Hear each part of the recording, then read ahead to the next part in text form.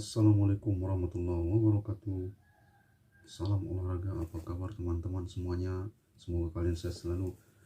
Kali ini saya masih ingin membahas bagaimana review dari pertandingan timnas Indonesia berhadapan dengan Singapura yang baru saja dimenangkan oleh timnas Indonesia.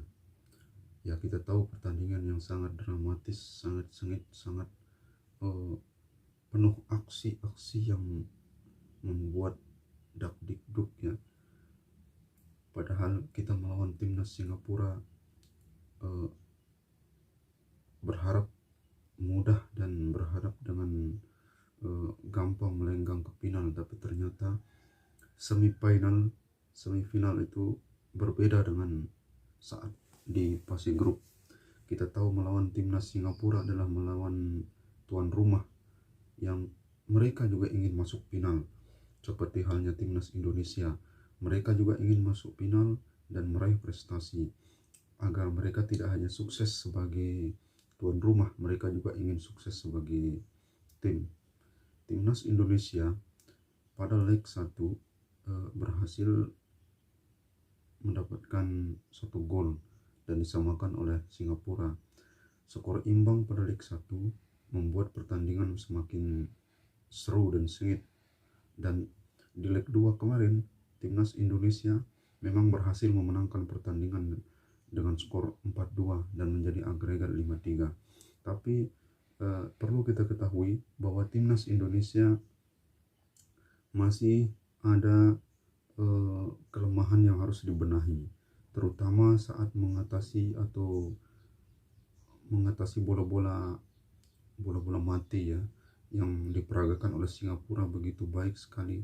Mereka pandai memanfaatkan bola-bola mati tersebut, sehingga bahkan 2 gol dari Singapura adalah berawal dari bola mati. Gol pertama di akhir babak pertama dengan kemelut di depan gawangnya itu berawal dari bola mati.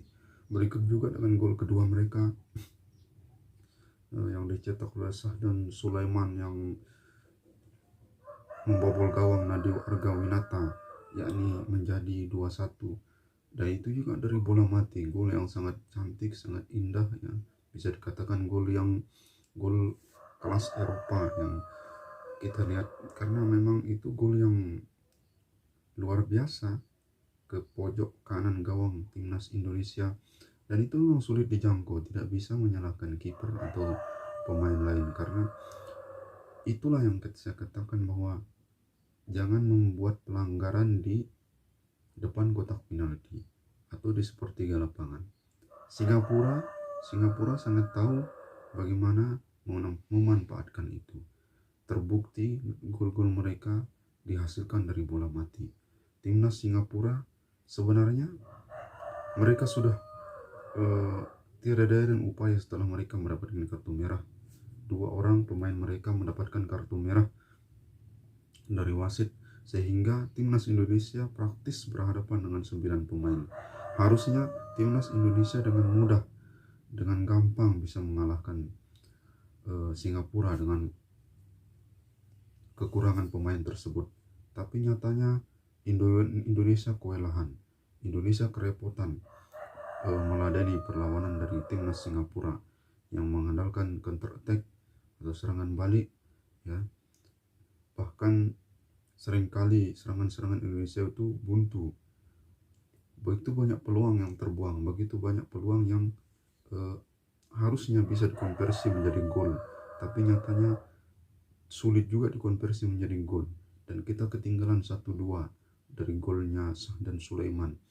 Dan untungnya di 80 menit akhir gol dari Pratama Arhan membuat publik sepak bola Indonesia bergemuruh, teriak, heboh ya. Di mana-mana tentu tempat nobar pasti heboh pada pertandingan kemarin. Itulah ya antusiasme masyarakat Indonesia. Saya yakin ratusan juta masyarakat Indonesia, begitu banyak masyarakat Indonesia yang menonton, yang mendoakan, yang berharap timnas Indonesia bisa menang dan melaju ke final, dan akhirnya terkabul. Jangan lupa doakan terus timnas Indonesia di final nanti siapapun lawannya, kita berharap timnas Indonesia bermain lebih baik, bermain lebih kompak, meminimalisir kesalahan-kesalahan yang bisa menghasilkan free kick atau menghasilkan bola mati bagi lawan. Itulah yang kita harapkan dari timnas Indonesia, karena masih finishing yang masih harus diasah, karena begitu banyak peluang yang terbuang kemarin saat berhadapan dengan Singapura. Begitu banyak peluang yang sia-sia, yang tidak bisa dikonversi menjadi gol.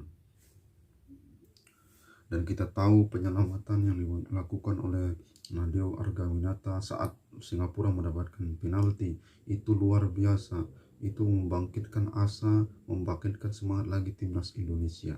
Bayangkan, itu penalti di menit-menit terakhir, detik-detik terakhir. Seandainya Singapura mampu mencetak gol itu, maka pupuslah harapan timnas Indonesia. Karena waktu tinggal sebentar, tentu Singapura akan menumpuk pemain bertahan total agar Indonesia tidak bisa mencetak gol lagi. Nah, untung saja Nadeo menunjukkan kelasnya, kiper Bali United menunjukkan kelasnya bahwa dia pantas menjadi kiper timnas Indonesia. Dan tentunya publik bangga dengan Nadeo yang mampu menepis penalti yang sangat-sangat krusial tersebut di menit-menit terakhir yang dilakukan oleh pemain senior Singapura, yakni Paris Ramli. Tentunya dia merasa kecewa, tekanan berat bagaimana mengeksekusi penalti di detik-detik terakhir namun gagal. Itu sangat berat sekali bagi seorang pemain sepak bola, bagi seorang eksekutor yang ditunjuk untuk menendang eksekusi penalti tapi gagal. Dan patut diacungi jempol Nadeo Argawinata menjadi pahlawan saat penalti tersebut. Nah, dan kalau head to head timnas Indonesia berhadapan dengan Singapura di Piala AFF, yaitu 6 kali pertemuan sebelumnya sama-sama menoreh 2 kemenangan dan sisanya adalah imbang. Artinya sama kuat Singapura itu tidak bisa dianggap remeh. Mereka kuat juga, mereka mampu mengimbangi timnas Indonesia. Mereka mampu membuat kerepotan timnas Indonesia. Dan kita berharap pada laga-laga berikutnya timnas Indonesia lebih fokus, lebih tenang, lebih kolektif, dan memperbaiki finishing yang menjadi masalah kemarin. Kita berharap semoga Coach Sintayong memberikan arahan itu dan memberikan semangat, motivasi lagi bahwa Indonesia jangan kendor, jangan lengah, ya, jangan berleha-leha dulu, jangan meremehkan lawan, ya, terutama set piece, long ball, ya, menghadapi bola-bola mati. Itulah yang jadi kendala.